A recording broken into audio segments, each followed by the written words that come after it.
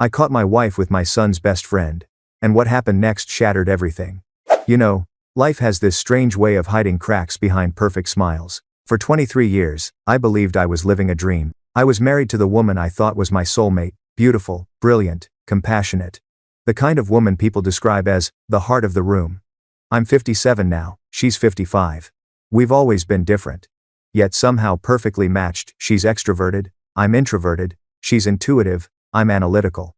But together, we worked. We raised 3 kids, 2 daughters, and 1 son, who came later, unexpectedly but loved all the same.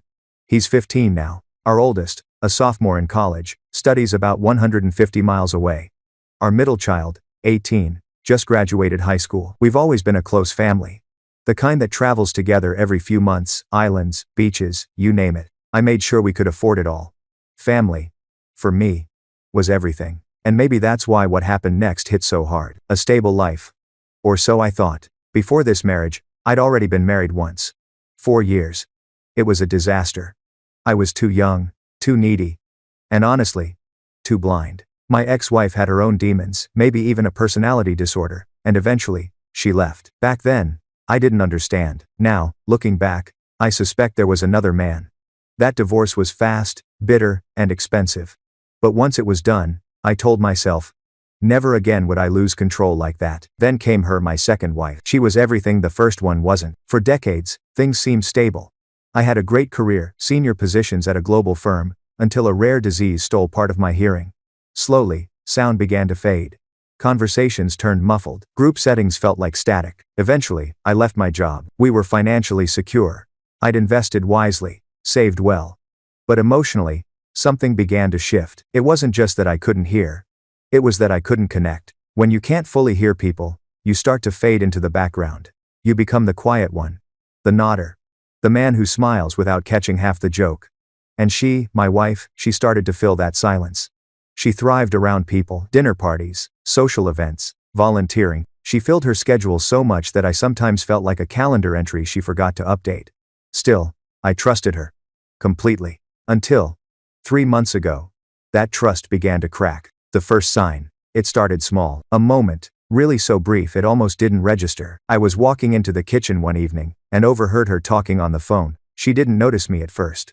Her voice was soft, playful. Almost like she was coaxing someone into saying yes. I could make out pieces. It'll be fun. Just like last time. Boat ride, snorkeling, beach walks. When she turned around and saw me, she froze. Actually froze, startled enough to almost drop the phone. Then she fumbled, pretended to be casual, asked me what I wanted for dinner, the same question she'd already asked hours earlier. At the time, it just felt off. But I brushed it aside. We sat down for dinner later that night. Me, her, our 3 kids, and she mentioned, almost casually, that my son's best friend, Jason, had texted her, said he wanted to join us on our upcoming vacation. I remember the pause at the table. My son looked up and said, "That's weird.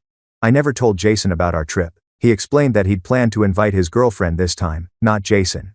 But somehow, Jason already knew, and when my wife mentioned it, she acted like she'd just heard from him, like he was the one who'd asked first. Something didn't add up. Who Jason was. Jason. I'd known the kid since he was 14. He and my son met at a summer camp and became inseparable ever since. He was polite, well-mannered, bright, the kind of kid you're happy your son spends time with. His parents? Hard-working people from a middle-class neighborhood. They made sacrifices to give him opportunities. He'd come over often for basketball, video games, dinner. My wife always liked him, sometimes even bought him gifts or drove him home after practice. But that was just her. She cared deeply, especially about kids who didn't have it easy. So when she mentioned Jason joining our trip, I told myself it was fine. After all, she often volunteered, mentored, helped others. Maybe this was just another one of her charitable impulses. Still, something inside me shifted that night. A quiet unease. The vacation begins. 3 days before our trip, she and our daughter went shopping. They came back with half the store in bags, new swimsuits, accessories, snacks, and a few small gifts for Jason. That same evening, Jason came by, cheerful as always. We all went out to dinner together, me, my wife, our kids, my son's girlfriend, and Jason. It was supposed to be just another fun night before the trip, but the way my wife looked at him, it wasn't the kind of look you give your son's friend. It was subtle, fleeting, but I caught it. That spark of attention. That glance that lingers half a second too long. When she laughed that night, it felt too light, too full, almost like she'd found a reason to glow again. And that reason wasn't me. Still, I said nothing. Because denial is easier than pain. The missing credit card. The day before we flew out, I noticed my credit card was missing.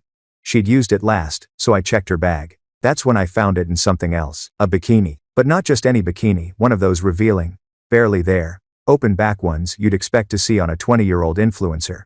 Not the mother of three. I remember staring at it, stunned. Was it meant for me? A surprise? Or for someone else? Again, I said nothing. Arrival in paradise. The resort was breathtaking. Kill Bay, Barbados. Crystal clear water, white sand, palm trees swaying like they were on cue. It should have been perfect. The first day, I spent hours on the beach with the Wall Street Journal, while the rest of them went diving. I liked watching from a distance my family laughing, splashing, carefree, but that night, my wife went out with them, my son, his girlfriend, and Jason to a disco bar. She came back late, tipsy, glowing, and that night, she woke me up for intimacy. And it was different, more intense, urgent. Like she'd come alive again. I thought maybe it was the vacation air, maybe we were reconnecting. But deep down, something whispered otherwise. What I saw that night. The next evening, she told me she'd be out with the kids again. Dinner, drinks, the usual.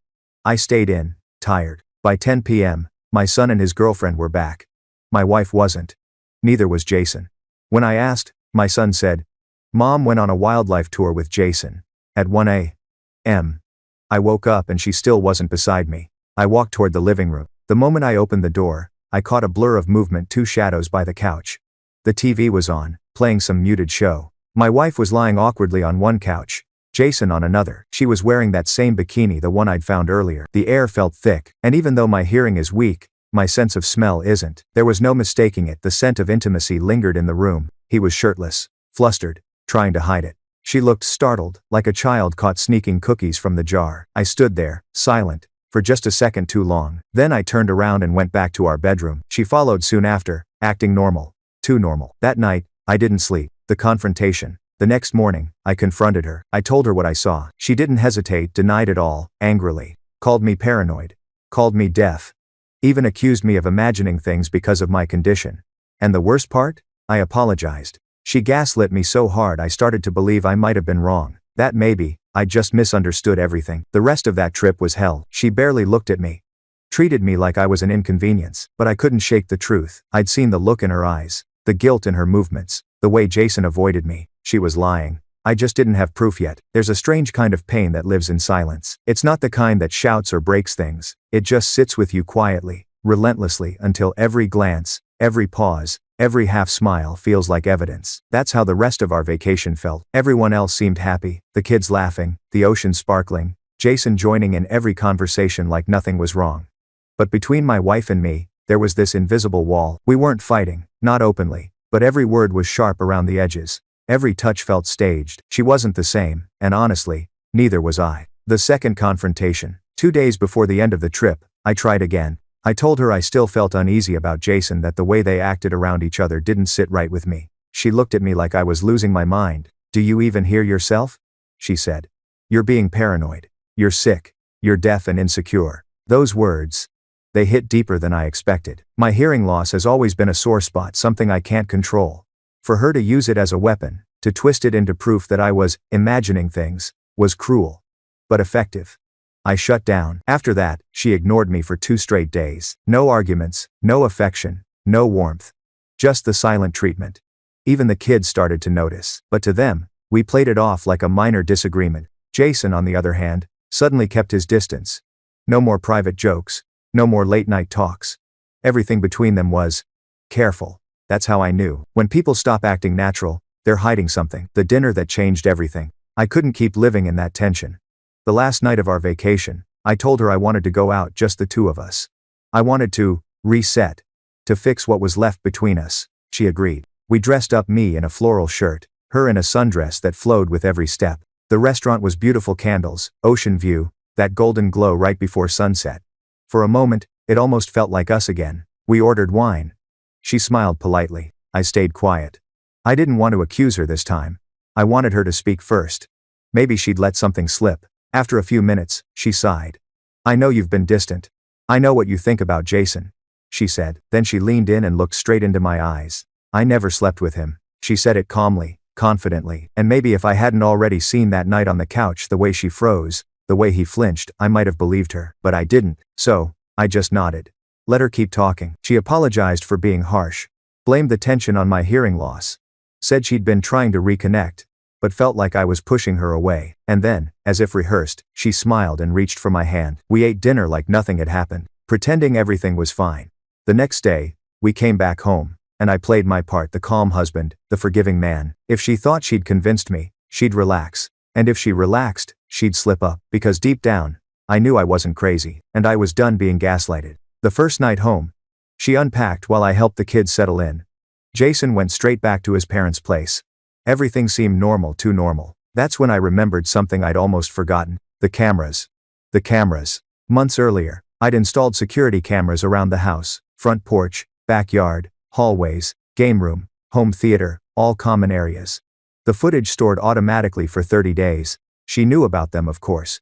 In fact, she was the one who'd encouraged it after seeing a friend's setup. And maybe that was why she felt safe, because the idea of me actually checking those recordings probably never crossed her mind, but it crossed mine. I couldn't stop thinking about the days before our trip. Jason had stayed over that weekend.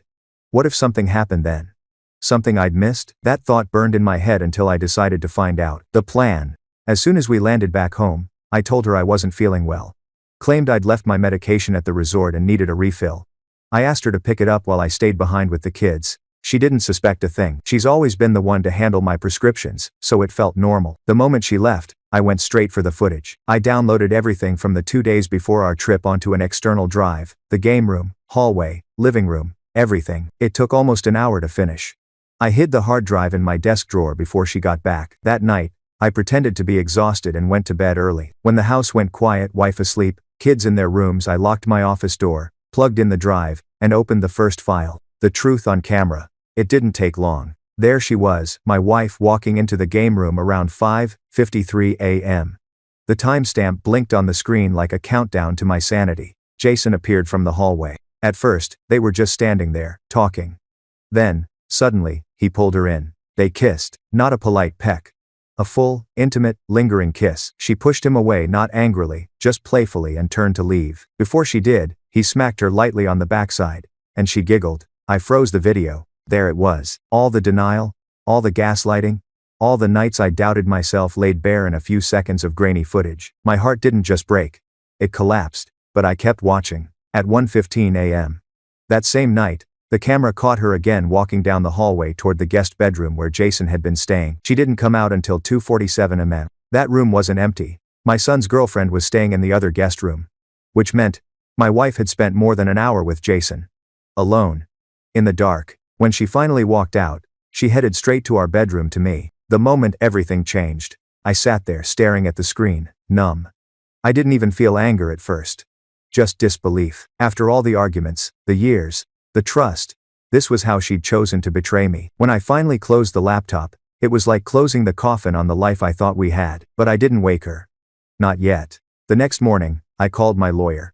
The divorce plan. By noon, I was in an office with a divorce attorney, sitting in front of polished wood and quiet sympathy. I explained everything, the footage, the affair, the manipulation. He listened carefully, and then told me what I already knew. It would cost me a lot. After 23 years of marriage, the financial hit would be significant. But at that point, I didn't care about money.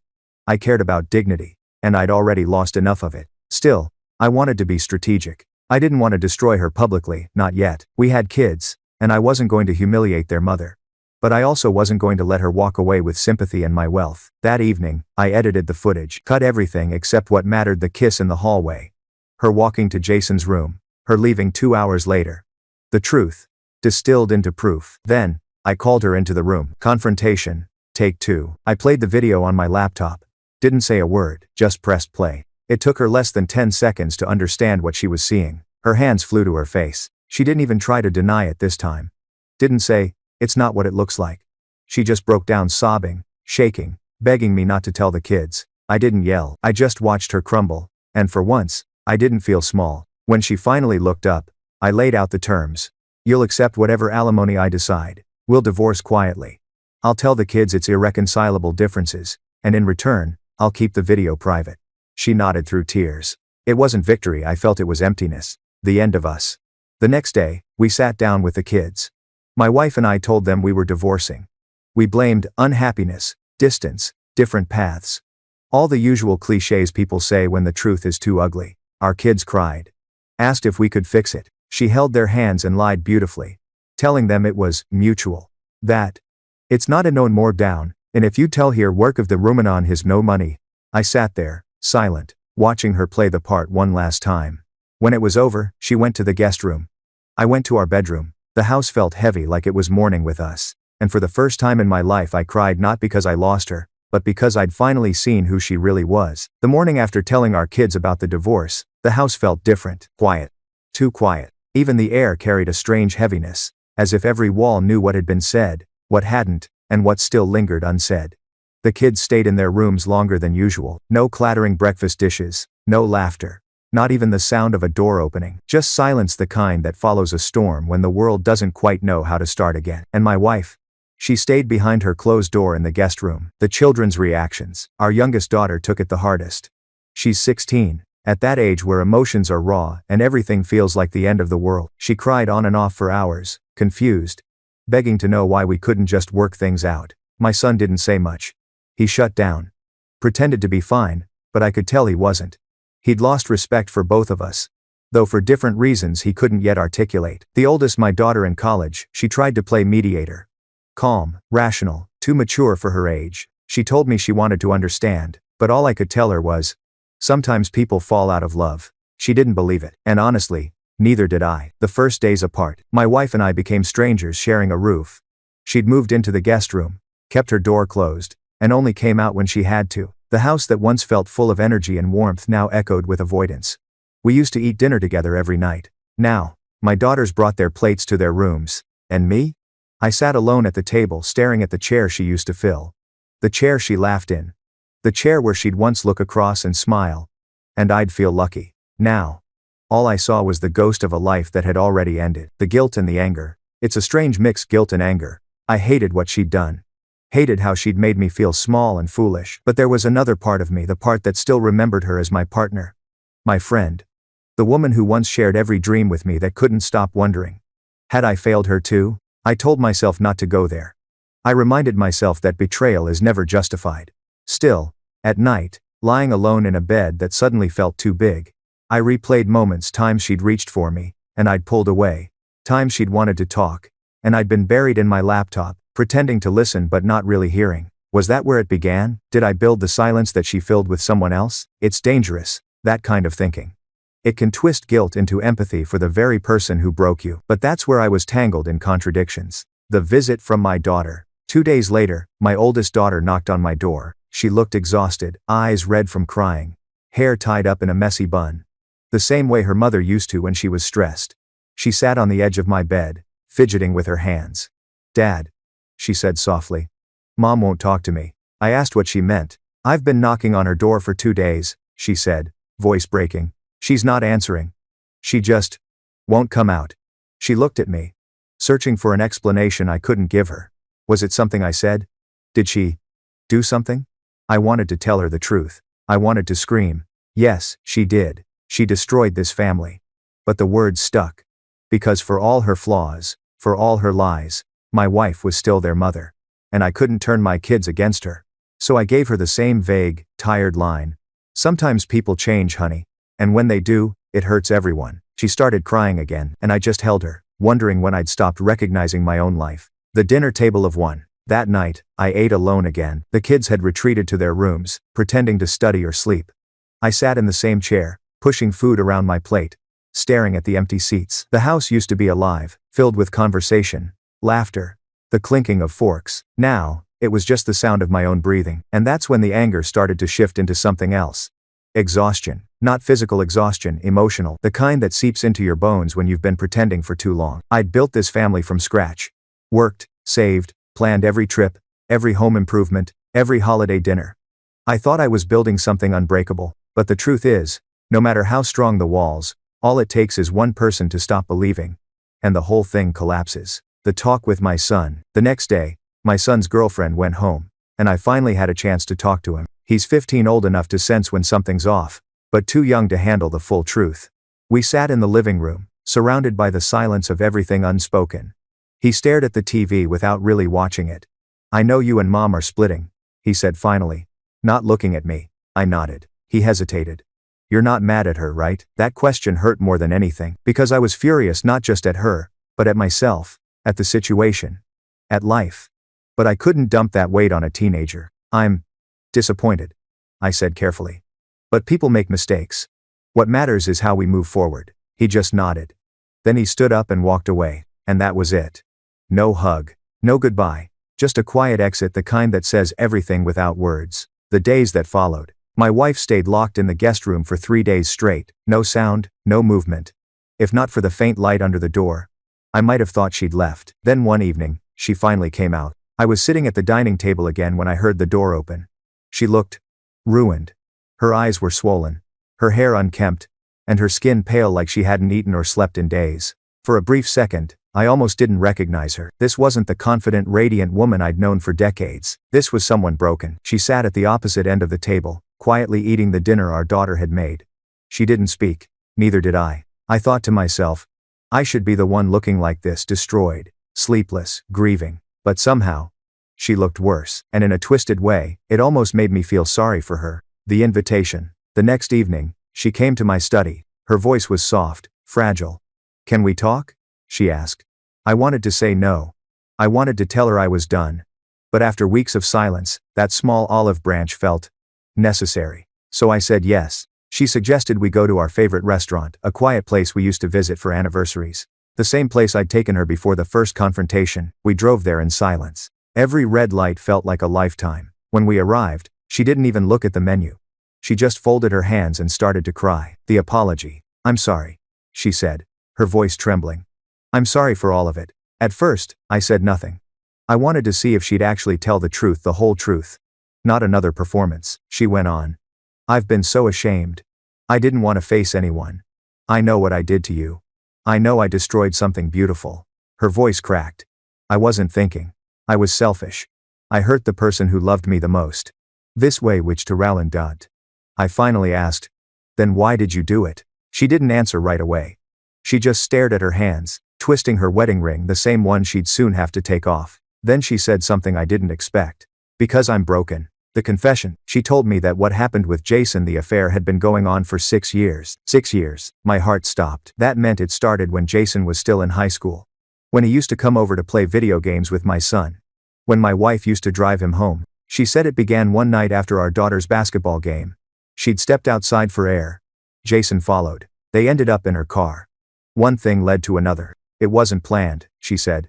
"It just happened." But it didn't stop there. It became a pattern. Whenever Jason came around, they'd find moments, small ones, stolen between the lines of normal life. "It wasn't love," she said. "It was physical.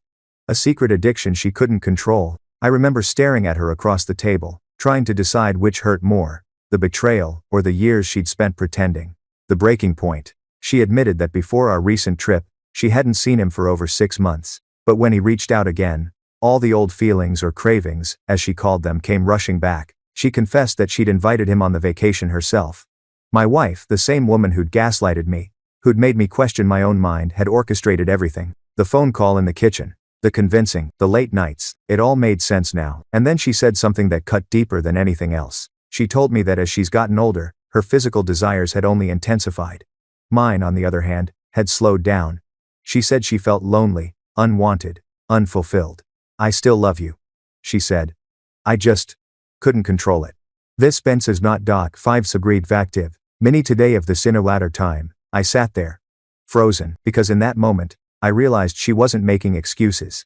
She was confessing like someone who'd already accepted damnation, and that's what scared me the most, because for the first time since it all began, she looked like she had nothing left to live for. The restaurant was almost empty by then. The lights were dim, the ocean murmured outside, and for a moment, I could hear nothing but the sound of her crying. Not loud sobs, the quiet kind, where you can tell the tears have been waiting for days to fall. She said she loved me. That she'd never stopped loving me. She said it wasn't about romance or emotion. It was physical, impulsive, wrong. And then she said something that nearly made me lose my breath. It wasn't love with him. It was a compulsion. The confession deepens. I asked her what she meant. She explained that over the years, she'd developed an obsession with intimacy, something beyond what most people would call desire. She told me she had seen a psychotherapist about it, that she'd even been prescribed antidepressants to help control compulsive behavior. But she'd stopped taking them because of side effects. She said, "I thought I could manage it, but then I met Jason. He was kind, attentive, and I felt seen again." I didn't know whether to scream or pity her. I listened in silence as she explained how it started. That first kiss in the minivan outside our daughter's basketball game, a moment that should have been harmless, ordinary. She said she'd felt alive for the first time in years, that it scared her, but she didn't stop. They promised each other it would never happen again. And yet, over time, it did. Dozens of times. The timeline of betrayal. 6 years. That's what she said. 6 years of stolen moments, lies, and secrets. She admitted that when Jason went off to college, she thought it was over. But when he came home for holidays, she'd find excuses to see him. Accidental meetings at the store, volunteering events, dinners with friends. It never really ended. She told me that when I began losing my hearing, their encounters became more frequent. "You were changing," she said. "You were quieter, more distant. I felt invisible." That line nearly broke me. Because I was distant. My world had been shrinking, the noise fading, the isolation growing. I'd been fighting to stay connected to reality, to her, to everyone, but she had interpreted my silence as rejection. So while I was learning to live in quiet, she was learning to fill it with someone else. Her explanation. I asked her, "Why him? Of all people? Why our son's best friend?" She looked down, unable to meet my eyes. "Because he reminded me of you, the you I fell in love with. The younger you, full of energy and curiosity." And he listened. That word listened stung like poison. All those years, I'd tried to hear her, but the more my hearing faded, the more she drifted towards someone who didn't have to ask, "What?" every few seconds. Someone who could respond without frustration. It wasn't an excuse. But it was a painful kind of logic. She said she hated herself for it. That after every encounter, she'd go home, shower, cry, and promise to stop. But addiction doesn't stop just because you hate it. I'd read about people who lose themselves to gambling, alcohol, shopping, anything that gives them a hit of control. For her, that hit was Jason. The justification that wasn't one. She kept saying, "It didn't mean anything. I never loved him." But the more she talked, the less that mattered. Because she'd made him part of our life. He'd eaten at our table, slept under our roof, played basketball with our son, the same boy whose mother he was sleeping with. And she had smiled through all of it. "I tried to stop," she said again. "I even used..." She hesitated. "What?" I asked. "Toys, therapy, meditation, anything to suppress it." But it wasn't enough. I couldn't believe what I was hearing. I didn't even recognize the person sitting across from me. I remember looking down at her hands, the same hands that had comforted our kids when they fell, that had held mine through sickness and success, and thinking, these are the same hands that betrayed me. The turning point. By the time she finished talking, 2 hours had passed. The waiter had come by 3 times, each time sensing the tension and backing away. When she finally fell silent, I took a long breath. "You've been lying to me for 6 years, I said. She nodded. "Yes. You gaslighted me. You made me feel crazy." Her voice broke. "I know. And you used him. A kid we practically helped raise." She sobbed harder. "I know. It wasn't satisfaction I felt. It was something emptier, like standing in a house that's already burned down and realizing you still smell the smoke." Then she looked up and asked the one question I didn't expect. "Can you forgive me?" The therapist's words. The next day, I called my therapist. I'd been seeing him since my hearing loss began. Mostly to help manage the depression that came with isolation. When I told him what happened, he was quiet for a long time. Then he said, "You're standing at a crossroads. You can choose punishment or understanding. But either way, you'll have to live with the choice." I told him I couldn't forgive her. He said, "Then don't, not yet. Forgiveness isn't for her. It's for you." Then he said something that stayed with me. Sometimes the person who hurts us isn't just cruel, they're sick. But sickness doesn't erase damage, it just explains it. He suggested a 2 to 3 month separation period. No contact with Jason, therapy for both of us, and individual reflection. "If, after that, you still want to leave," he said, "at least you'll know it's not a decision made in anger." I didn't agree right away. But I didn't say no either. The rules. That evening, I laid out my conditions for what I called probation. 1. She would cut all contact with Jason. 2. She would tell our 2 oldest children the truth in my presence. 3. If she violated either rule, I'd finalize the divorce. She agreed immediately. Her face was pale, voice trembling, But she said, "I'll do anything." It wasn't redemption. It was desperation. She feared our kids finding out. But I told her they had to not the explicit details, but enough to understand why the family was breaking. Hiding it would only poison them later. That night, for the first time in weeks, we sat in the same room, not as husband and wife, but as two people standing on the ruins of a life they built, telling the children. After dinner the next evening, I asked our youngest daughter to go to her room. Then I called my son and oldest daughter to the table. They looked confused, anxious even. My wife sat next to me, gripping the edge of the table so hard her knuckles turned white. I started gently. "Your mother and I haven't been honest with you. The reason we almost divorced is because something happened. Something serious." My son's expression darkened immediately. "What kind of something?" I looked at her. "Tell them," I said. Her voice was barely above a whisper. "I made a mistake. A terrible one. I did something that hurt your father. And this family." "What did you do?" my daughter asked. She hesitated and then, through tears, said it. "I had an inappropriate relationship with Jason." For a moment, time froze. My son's face went pale. Then red. Then pale again. He stood up, shouted something I couldn't even process, and stormed out, slamming his door. My daughter just sat there, stunned, whispering, "I knew it. I knew it." My wife broke down sobbing.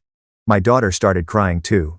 Then came to hug me instead of her mother. I didn't move. I just sat there, watching everything unravel, the truth finally out in the open, burning through the last layer of lies. The aftermath. After my son left the room, my wife fled to the guest bedroom, crying uncontrollably. I stayed seated, staring at the empty plates, the cold food, the napkin she'd crumpled into her palm. My daughter asked if I was okay. I told her I'd had time to process it, that I wasn't angry anymore, just tired. I said it was better for everyone to live in truth than in comfort built on lies. That night, I actually slept not peacefully, but without the constant replay of questions in my head. For the first time in months, I felt something like closure. Tomorrow, I thought, will be a new start, but I was wrong. Tomorrow would bring something I could never have imagined. The final silence. The next morning, my daughter made breakfast. My son didn't come downstairs. My wife's door stayed shut.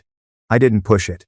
After last night, everyone needed space. By noon, my daughter mentioned she hadn't heard a sound from her mother's room. "She's probably sleeping," I said. By evening, the concern grew.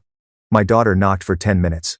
No answer. By night, something felt very wrong. We called her name again and again. Nothing. Finally, I forced the door open. She was lying face down on the bed. A glass of water and a half-empty bottle of pills sat on the nightstand. For a second, I thought she was asleep. But when I touched her hand, it was cold. My daughter screamed. My youngest ran in, sobbing. My oldest called 911, her voice shaking as she told them what happened. It didn't take a doctor to tell us she'd been gone for hours, maybe since morning. The collapse. I didn't cry right away. I just stood there, frozen. My mind refused to accept what my eyes saw. Then I looked at her face, peaceful, almost calm, and something inside me broke. All the anger, all the resentment, all the betrayal, gone. All that was left was guilt. I should have seen it. I should have known. I should have stopped her. When the paramedics arrived, my son had already returned home.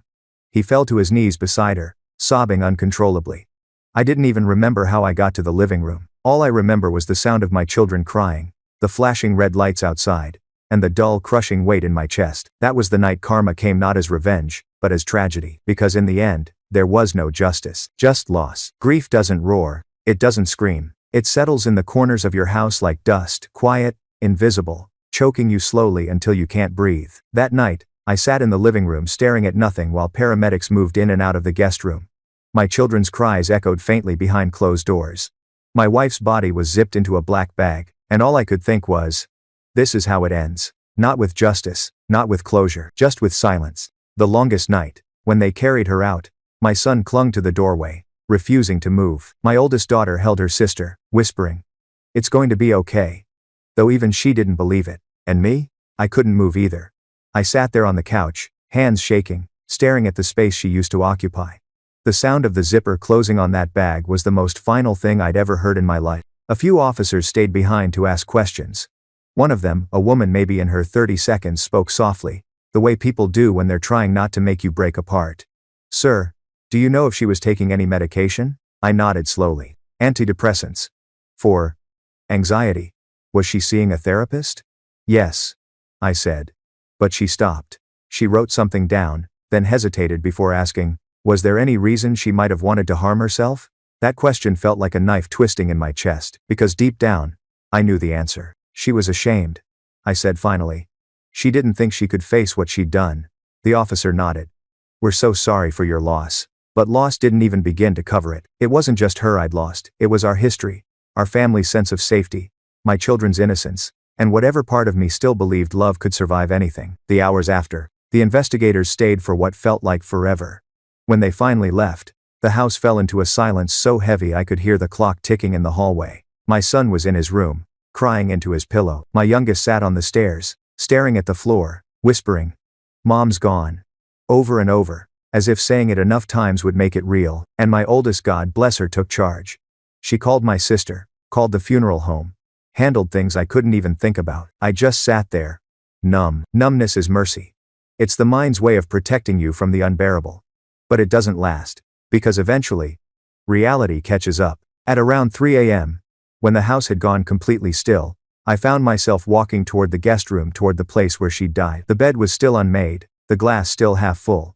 The smell of her perfume faint in the air. I stood there, staring at the pillow where her head had rested, and whispered, "Why didn't you tell me?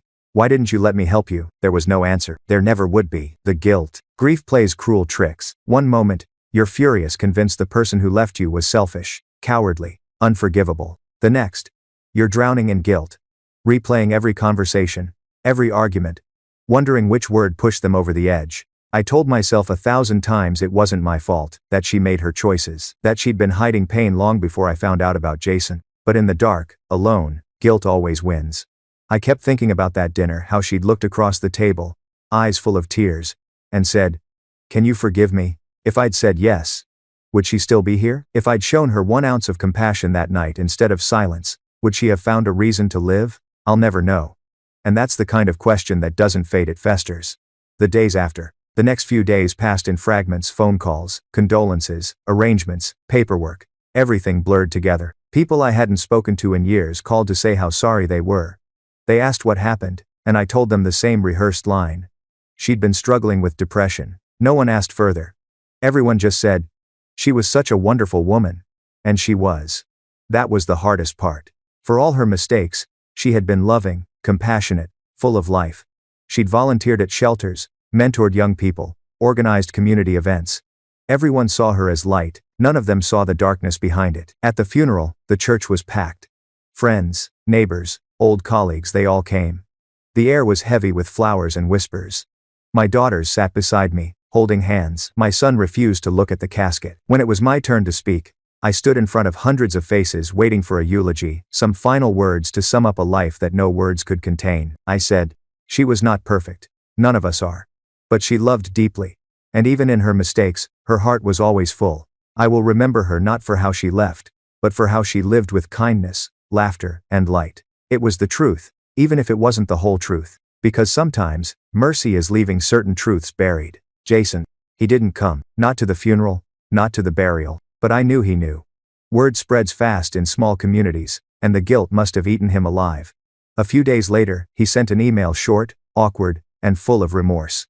"Mr. Anderson, I don't know what to say. I'm sorry for everything. I never meant for any of this to happen. She was lost. I know you hate me.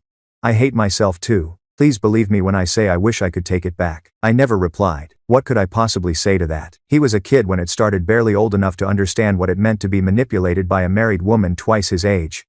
But by the end, he was an adult making his own choices. They both were. Karma didn't spare him either. From what I heard later, he dropped out of college, moved out of state, cut ties with everyone, and disappeared. Maybe that was his punishment. Or maybe it was his escape. The children after. My youngest daughter started seeing a counselor. She had nightmares about her mother calling for help, about hearing pills rattle in a glass. I'd find her curled up on the couch in the middle of the night, clutching her mother's sweater like it could bring her back. My oldest became the caretaker too strong, too soon. She took over grocery runs, laundry, keeping the house in order. She'd tell me, "We'll get through this, Dad." But I could see in her eyes that she didn't believe it either. And my son. He changed the most. He stopped talking, stopped going out, stopped being the boy who once laughed easily. One evening, I found him in the garage, sitting in the dark, holding an old photo, him and Jason at age 14, arms around each other, grinning. He looked up at me and said quietly, How do I forgive someone who ruined everything? I didn't have an answer. Because I didn't know how either. The what ifs. In the weeks that followed, I kept replaying her last days. The conversation in the restaurant, the way her voice trembled when she confessed, the way she asked me not to tell the kids right away that she needed time to find courage. Maybe that's why she did it. Maybe she realized she'd lost everything, her family, her dignity, her purpose. Or maybe the guilt had simply been waiting, building quietly until it swallowed her whole. Either way, she made sure the pain she carried didn't die with her. She passed it on to me, to our children, to every memory we ever made. The therapist again. When I went back to therapy 2 weeks later, my therapist just sat there, silent, as I told him everything. Finally, he said, "There are no villains left in this story, only broken people." He told me guilt would fade, but grief would stay, not as pain, but as a shadow, a reminder. He said to find meaning in what remained, to live not as punishment but as continuation. I asked him if it was normal to miss her. He said, "Of course. Love doesn't vanish when trust dies. It lingers. Even after everything." And he was right. Because despite it all, the lies, the betrayal, the destruction, a part of me still missed her laugh in the mornings. The way she'd hum while cooking. The way she'd rest her head on my shoulder during movies. The letter. A month later, I found a letter in her drawer. Folded, sealed, addressed to me. It must have been written in those final days. The ink was shaky, smudged in places, like she'd cried while writing. "My dearest, I know you hate me. I don't blame you. What I did was unforgivable. But please believe me when I say I never stopped loving you. I just stopped loving myself. Every day, I felt you slipping away, not because you didn't care, but because I couldn't hear you through your silence. And I didn't know how to reach you anymore. Jason was a mistake, 1,000 times over. But in some twisted way, I was trying to feel alive again. I wanted to feel wanted. I wanted to matter, but I see now that I mattered all along. I was just too blind to see it. I'm sorry. Please tell our children I loved them more than life itself. Tell them it wasn't their fault.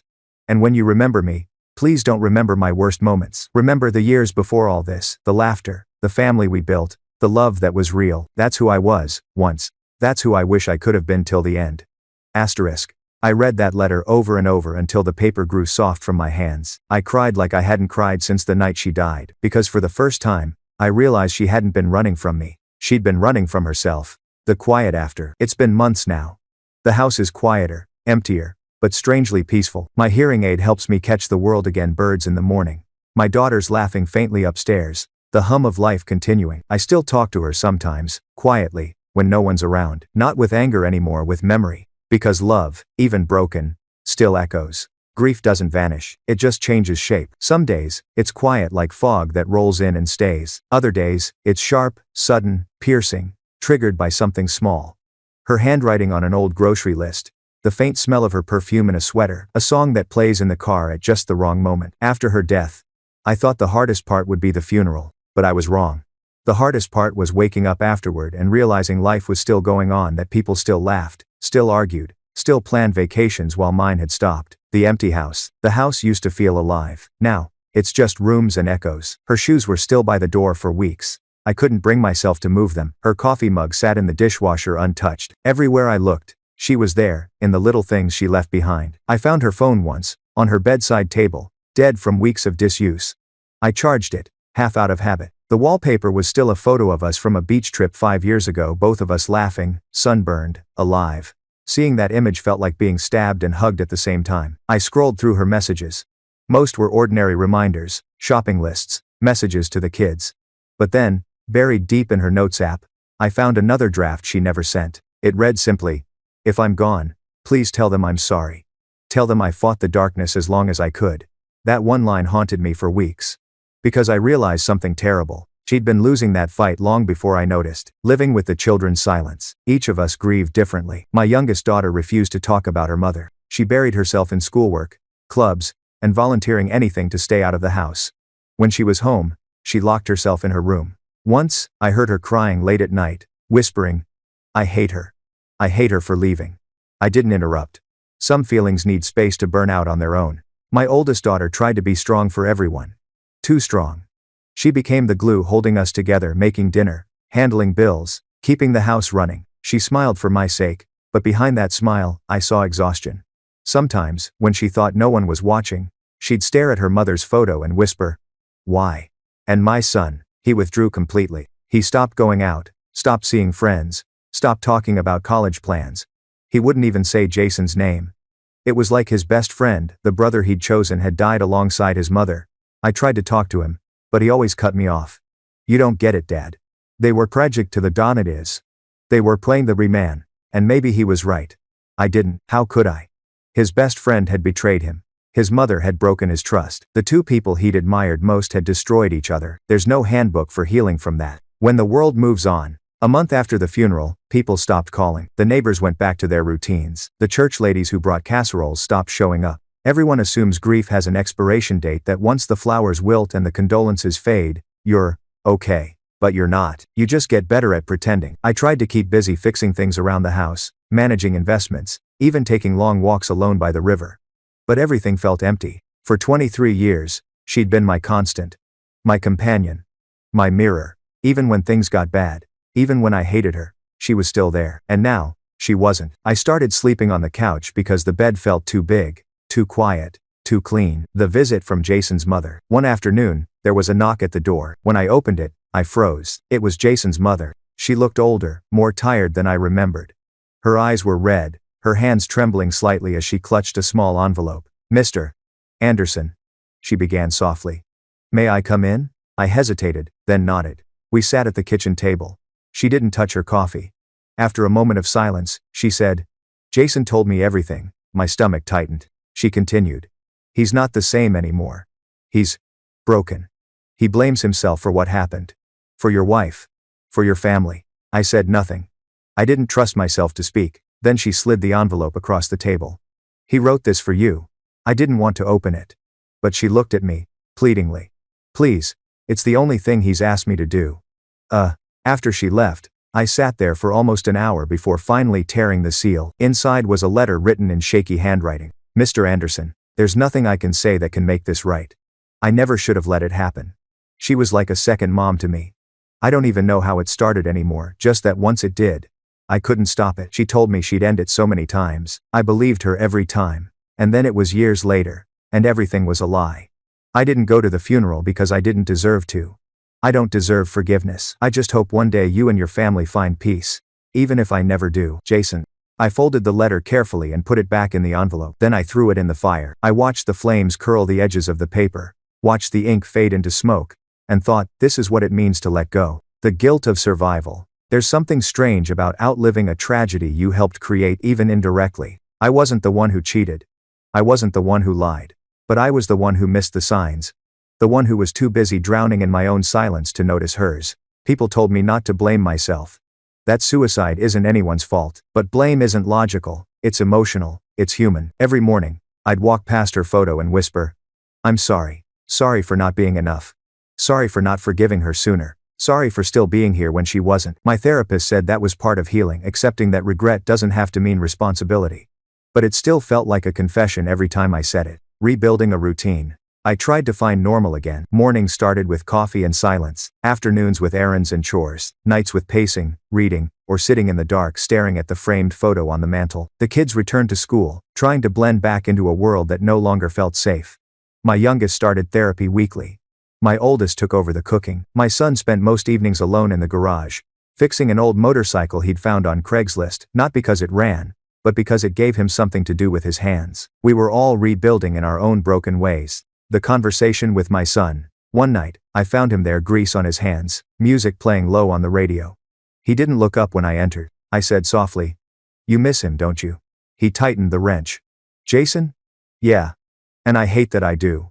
I leaned against the wall. You can miss someone and still hate what they did. He nodded slowly. I keep wondering if Mom loved him more than us. That question cut through me. She didn't, I said. What she did was wrong. But it wasn't about love. It was about trying to fill a void she didn't understand. He finally looked up at me, his eyes red, tired. So what now? We just live like it never happened? No, I said. We live because it happened. He stared at me for a long moment, then went back to tightening bolts, his voice quieter now. I don't know how to do that. Neither do I admitted. But we'll learn. Finding her memory again. Grief softened with time, like sand smoothing after waves. The anger faded first, then the guilt, leaving behind something gentler memory. I started to remember her differently. Not the woman from the betrayal or the hospital, but the woman who once danced barefoot in the kitchen, who sang along to Fleetwood Mac off-key, who made pancakes shaped like hearts for our kids every Valentine's Day. That version of her deserved to be remembered too. So one evening, I gathered the kids in the living room. We took out photo albums, watched old videos, told stories, the good ones. For the first time in months, there was laughter in the house again. My youngest smiled through tears. I think she'd like that we're laughing. And I think she would have. The unexpected gift. Months later, on my birthday, a small package arrived in the mail. No return address. Just my name and handwriting I recognized immediately. Inside was a simple silver keychain, the one I'd lost years ago during a vacation. Attached to it was a note written in her handwriting. You never noticed. But I found this years ago and kept it safe. Maybe now it's time I give it back. Happy birthday, my love. I held that keychain in my palm for a long time, staring at it through tears. It wasn't just an object. It was a message, a reminder that even after all the lies, all the mistakes, love had once been real, maybe still was, in some quiet way. The lesson. People say time heals. I don't think that's true. Time doesn't heal it, just teaches you to live with the pain until it becomes part of you. I'll never forget what she did, but I also won't forget who she was before that. Both versions of her existed, the loving wife and the broken woman. And maybe that's the hardest truth of all. People can be both good and cruel, devoted and lost, faithful and flawed all at once. We are all contradictions, stitched together by the choices we make and the ones we regret. The last word. It's been almost a year now. The house feels lighter. My hearing aid hums softly in my ear, bringing the world back in fragments, laughter, wind, the ocean I can hear again when I walk by the shore. Sometimes I still talk to her, quietly, when no one's around. I tell her the kids are doing okay, that I'm learning to forgive both of us, that I still keep her mug on the counter, because it feels wrong to throw it away. And sometimes, in those quiet moments, I swear I can almost hear her voice. Soft, apologetic, loving, whispering back, I know. A year. It's strange how those words carry both weight and disbelief. 1 year since the night I found her in that room. 1 year since the silence swallowed our house whole. And somehow, in the spaces between grief and routine, life kept moving. People think a year is enough to move on. But grief doesn't follow calendars. It doesn't count days. It just lingers, softer, maybe, but still there. You don't move on. You move forward, and that's not the same thing. The new normal. I've learned that there's a rhythm to loneliness. You wake up, make coffee, look at the empty chair across the table. You tell yourself it's okay. You go about your day, paying bills, fixing things, pretending the quiet doesn't echo. And in between those small moments, there's this strange peace that creeps in. The kind that only comes after you've stopped expecting life to make sense. My hearing aid hums in the mornings now, reminding me that the world still exists outside my head. I can hear the kettle whistle again. The rustle of trees outside. My daughter's laughing faintly upstairs. And sometimes, when I catch those sounds, I smile because for months, I couldn't even imagine smiling again. The kids are growing. My oldest daughter moved out in February. She got a job teaching at a nearby college, psychology of all things.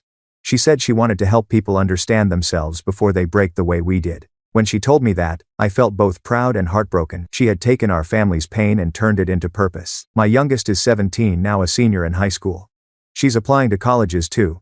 But she still comes home every afternoon, still asks if I've eaten, still checks the locks before bed. She doesn't talk about her mother much, but I see the memories in her gestures.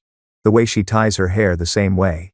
The way she hums when she's nervous. Sometimes I look at her and it's like seeing her mother's ghost in a kinder light, one that doesn't hurt to look at. My son, though, he's still struggling.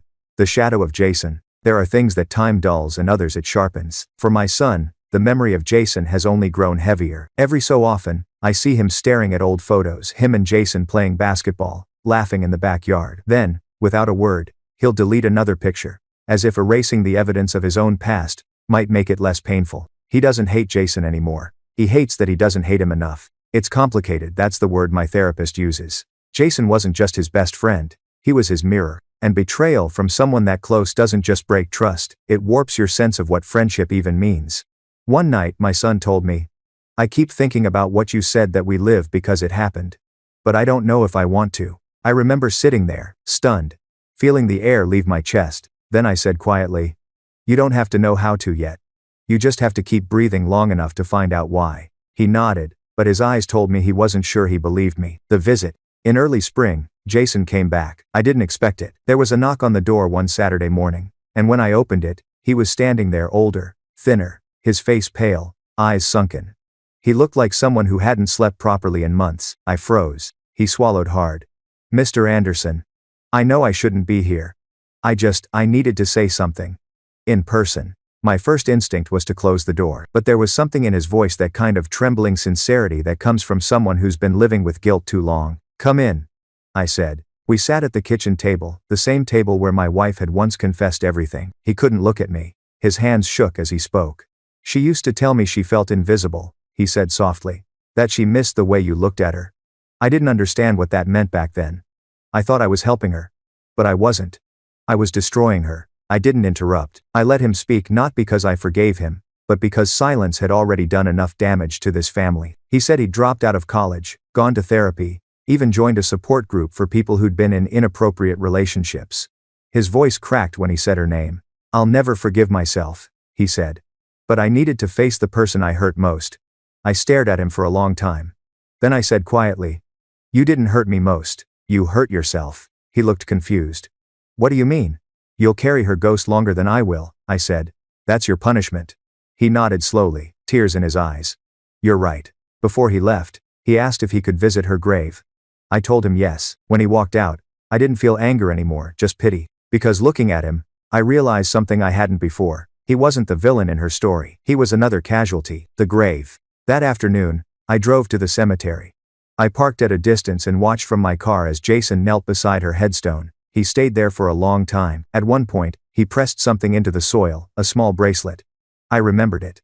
She used to wear it every day, the one with the silver charm shaped like a heart. When he stood and walked away, he didn't look back. I waited until he was gone, then approached her grave myself. The grass was still new, the stones smooth, her name carved neatly above 2 dates that now defined everything. I looked at the bracelet half buried in the dirt, shining faintly in the sunlight. I wanted to be angry, but instead, I smiled sadly. Even in death, she was still teaching me something about forgiveness. The return of sound. Months passed, and with time came small mercies. The new hearing aids worked better than any I'd had before. For the first time in years, I could hear rain again. The real sound of it. Not the faint static hum I'd grown used to. And when it rained, I always thought of her. Because she used to say rain made her feel alive, like the world was crying with her. Now, every storm feels like a conversation between us. Sometimes I sit by the window, coffee in hand, listening to the rhythm of the drops, imagining her beside me. No words. Just the sound of rain, like forgiveness without language. The dream. A few nights ago, I had a dream. She was standing in our kitchen, sunlight pouring through the window. She looked the way she did before everything, younger, laughing, alive. She poured me a cup of coffee and said, "You're doing okay, you know." I asked her, "Is it peaceful where you are?" She smiled. "It is now that you've stopped hating me." When I woke up, I was crying, not from sadness, but from something close to relief, because maybe she was right. Maybe peace doesn't come when you forget someone. Maybe it comes when you stop needing them to be perfect. The box. In June, I finally decided to go through her belongings.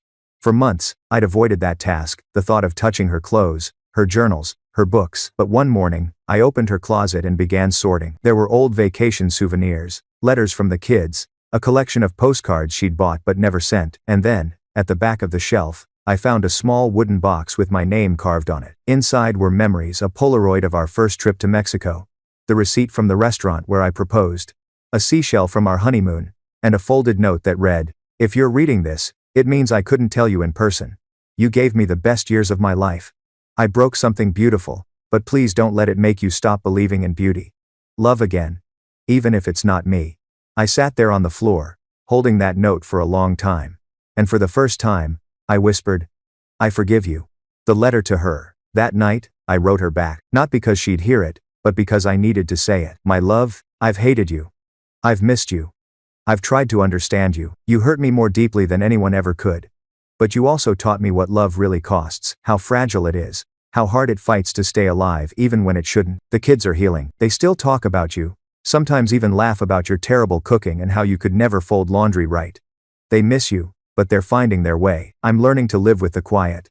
To see the world not as something that was taken from me, but as something I still have to care for. You once told me that love doesn't end, it just changes form. I think you were right. Ours didn't die. It just became quieter. Like the echo of a song after the last note fades. I hope you found peace. I'm starting to find mine. Asterisk. I folded the letter, placed it in her box, and locked it away. Not out of grief but as a promise kept, the final lesson. A year ago, I thought I'd never recover. Now, I understand that recovery isn't forgetting, it's remembering without falling apart. People talk about karma like it's justice. But karma isn't punishment, it's reflection. What we give to others, we eventually face in ourselves. She ran from her guilt until it became unbearable, and I ran from my pain until I finally faced it. Maybe that's the real balance. We were both running just in different directions. And somehow, in the end, we both found stillness. Epilogue. The ocean. On the anniversary of her passing, I took the kids back to Barbados, the same beach where everything had fallen apart. The water was just as blue, the sand just as white. But we were different people now. Stronger. Quieter. More honest. As the sun began to set, my youngest daughter handed me a small urn. "Mom's ashes," she said. We walked into the water together. The tide was gentle, warm. I opened the urn, and let the wind take her, scattering her ashes into the waves. And as I watched them drift away, I whispered, "Rest now. You're free." The sky turned gold. The sea shimmered. And for a fleeting second, I thought I heard her laugh, soft, carried on the wind. Maybe it was just the ocean. Or maybe, in some small way, it was her saying goodbye. Grief changes with time. At first, it's a storm. Wild, uncontrollable, and loud. Then, it becomes a steady rain, falling softly in the background of your days. And eventually, it turns into something else entirely, not pain, but presence. A quiet reminder of what was lost and what still remains. It's been a little over a year and a half since she passed. I still visit her grave once a week. Sometimes I bring flowers, sometimes just silence. Each time I leave, I promise her I'll keep trying not to forget her, but to live again. And lately, I've started keeping that promise. The first signs of change. It began small, like most things that matter. One morning, I realized I'd made it through an entire day without crying. The next week, I found myself laughing genuinely at something my youngest said. It startled me. That laugh.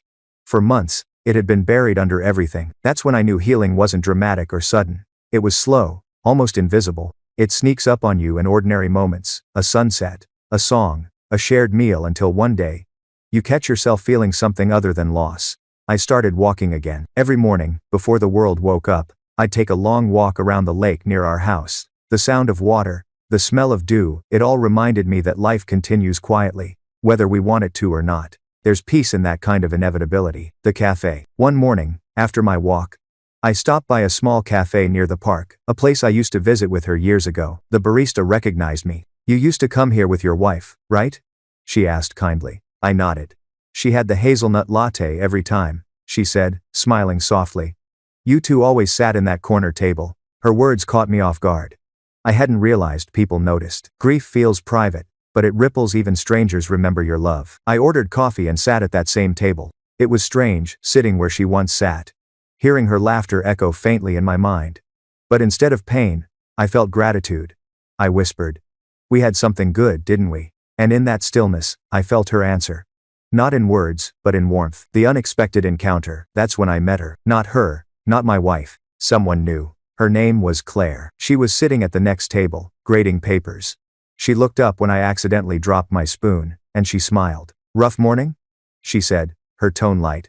I smiled back awkwardly at first. "You could say that. Or maybe just a clumsy one." She laughed, and there was something genuine in it. Not pity, not interest, just human kindness. We talked briefly about coffee, about the weather, about her students. She was a literature professor at a nearby university. Before leaving, she said, "Maybe I'll see you around again." I didn't think much of it at the time, but I did see her again. The next week. And the one after that. Learning to talk again. At first, it was just small talk. Weather, books, her students, my kids. Then, slowly, she started asking about my life, my hearing loss, my work, my late wife. Most people avoided that last subject, afraid of saying the wrong thing. But not Claire. She didn't flinch when I said my wife. She didn't pity me. She just listened. There's a kind of healing that happens when someone listens without trying to fix you. One morning, she said, "You must miss her a lot." I nodded. "Every day." She smiled gently. "That means she mattered." That. And that simple sentence, "that means she mattered," felt like a permission slip to breathe again. The music returns. A few weeks later, Claire invited me to a small concert at the university. At first, I hesitated. Music had been painful for me since losing part of my hearing, the distortion, the missing notes, the feeling of being left out of the rhythm. But she insisted gently. "It's outdoors," she said. "You can just listen to the wind if you want." So I went. It was evening. The air cool. The sound faint but clear enough through my hearing aids. The band started playing an old jazz tune, the same song my wife and I had danced to at our wedding. I froze. Claire noticed. "You okay?" she asked quietly. I nodded, swallowing hard. "It's just memories." She didn't say anything. She just reached over, placed her hand on mine, and left it there. And for the first time in years, I didn't pull away. The conversation I needed. After the concert, we walked along the campus gardens. Claire asked me how long it had been since my wife passed. "1.5 years," I said. "Feels like both yesterday and forever." She nodded. "My husband died 5 years ago, car accident." I stopped walking. "I didn't know." She smiled sadly. "I don't tell people often. They start treating you differently." I understood that better than anyone. We sat on a bench overlooking the fountain. She said, "I think grief never really ends. It just changes shape." I laughed quietly. "You sound like my therapist." She grinned. "Smart guy, your therapist." And in that simple exchange I realized something. We were both broken, just in compatible ways. The children's reaction. When I first told my daughters I'd been spending time with someone, they were quiet, not angry, just cautious. My oldest said, "Dad, you deserve to be happy again." My youngest smiled faintly.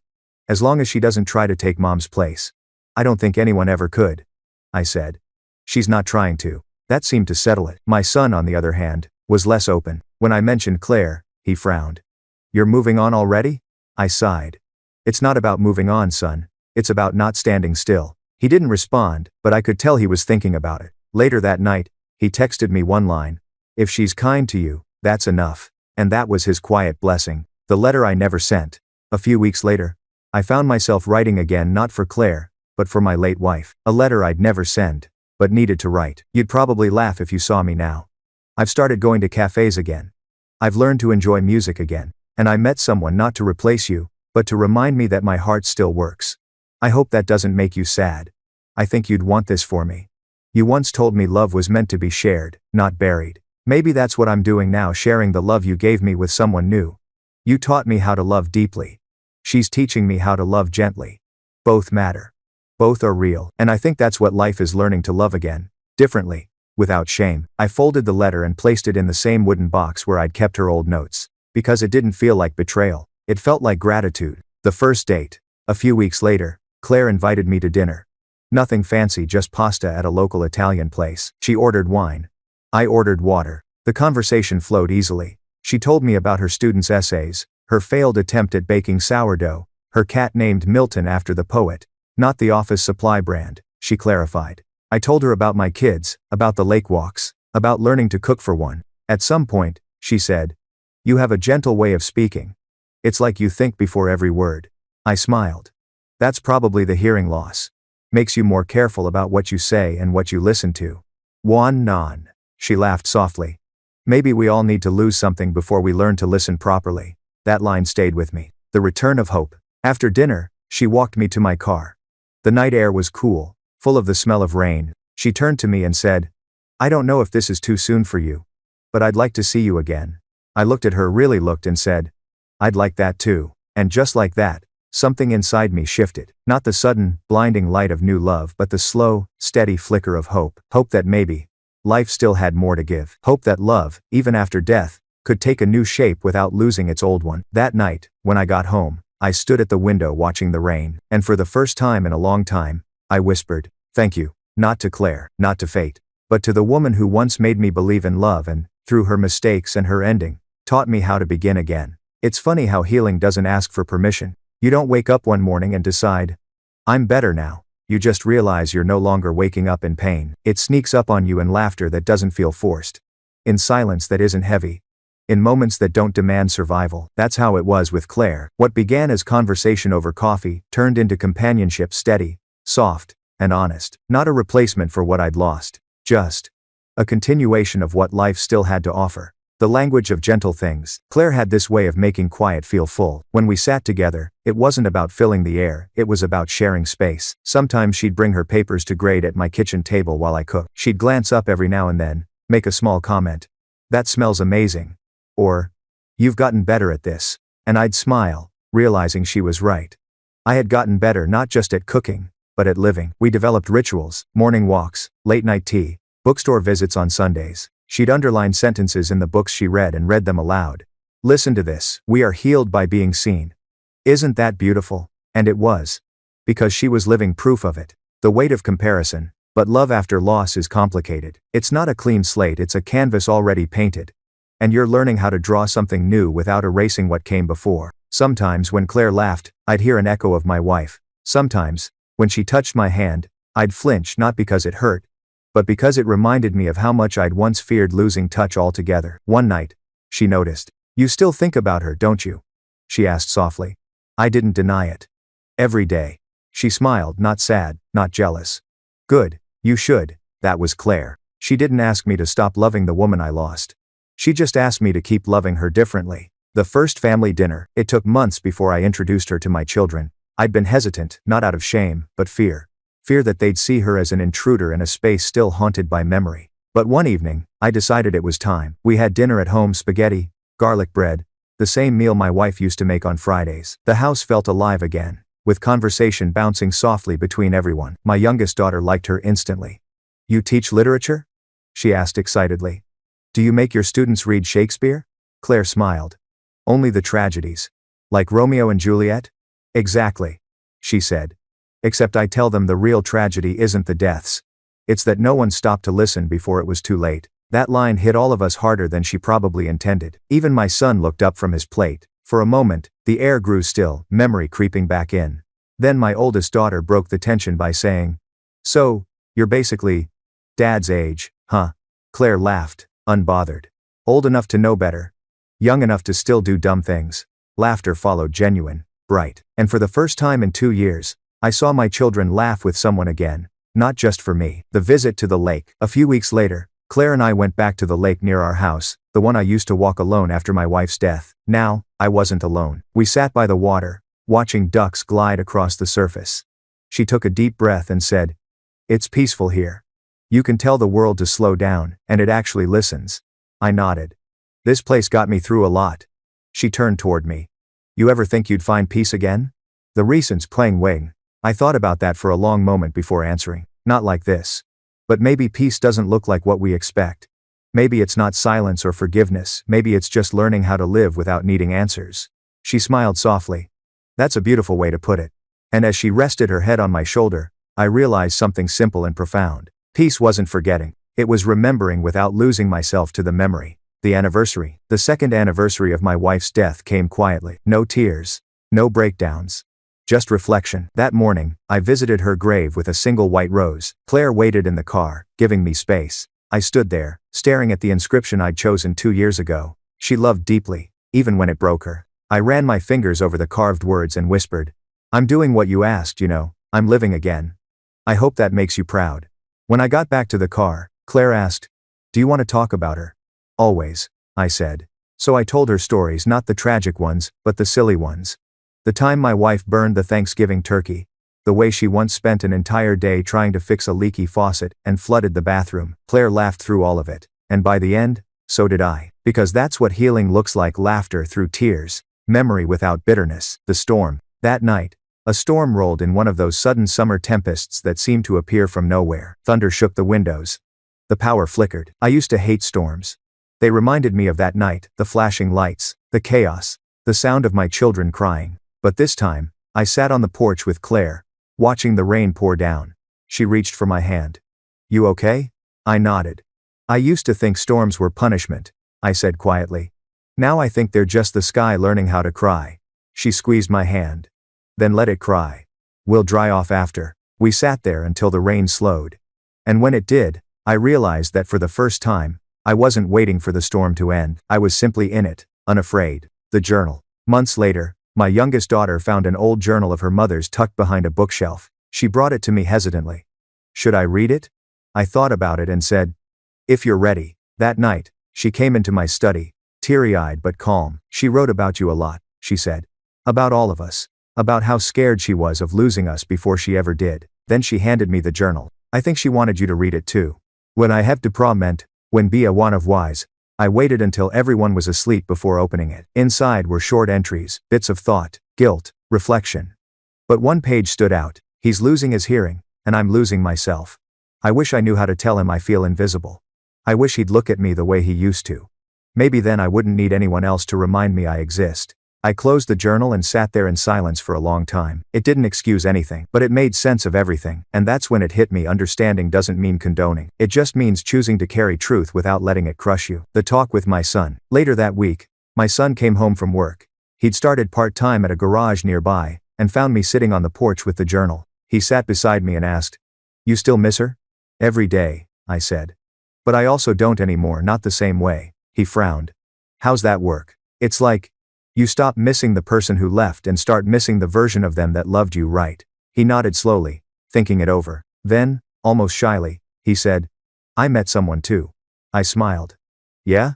Her name's Ava. She doesn't know everything yet about Mom, about Jason, but I think she will someday." "That's good," I said. "When you tell her the truth. All of it. That's the only way you'll know it's real." He grinned faintly. "You sound like you've learned something." I looked out at the lake. "I have. Payne's a teacher that never asks if you're ready for class." The gift. That Christmas, my children surprised me. They handed me a small box wrapped in gold paper. Inside was a framed photo, not of one person, but of all of us. My late wife, the kids, and me. Taken years ago on a beach in Florida. Below it, they'd added an inscription: "For the family that survived the storm." I stared at it for a long moment before realizing my youngest had tears in her eyes. She whispered, "We thought you'd want to remember her that way." I hugged them all tightly. And for the first time in years, our house felt like a home again, not haunted, not heavy, just full of life. The letter to the future. That night, after everyone went to bed, I wrote one last letter, not to her this time, but to my future self. Remember this. You didn't survive to stay broken. You loved, you lost, and you loved again. That's the bravest thing a human can do. When grief tries to whisper that you don't deserve happiness, remind it that healing isn't betrayal. You are allowed to keep living. You are allowed to keep loving. You are allowed to start again. I sealed the letter, dated it, and tucked it into the wooden box next to hers. Two voices, side by side, one from the past, one from the present. Together, they told the story of everything I once thought I'd lost, and everything I'd found again. That night, after the wedding reception ended and the laughter faded into silence, I sat alone for a moment. The garden lights still glowed faintly, and the echo of Claire's laughter lingered in the air. I opened the wooden box one more time, the ring, the letters, the fragments of my past, and placed inside a photo of Claire and me, taken just hours earlier, our hands joined, our smiles real. For the first time, the box no longer felt like a vault of grief. It felt like a bridge between what I lost and what I had finally found. And as I closed the lid, I whispered to the night, "Love doesn't end, it just begins again in a different form."